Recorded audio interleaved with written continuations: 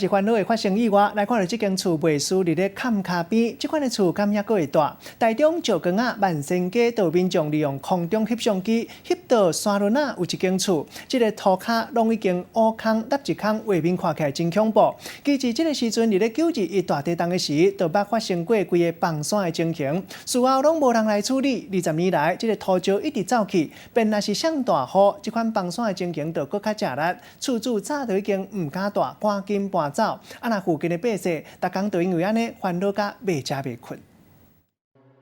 为天顶看落，这个所在崩甲真厉害，顶面的路灯起，边仔的厝嘛有一部分的地基无起，就袂输起伫咧坎边共款，有一半拢伫咧外口，更基嘛看现，互人真烦恼。这间厝内底敢阁有大人？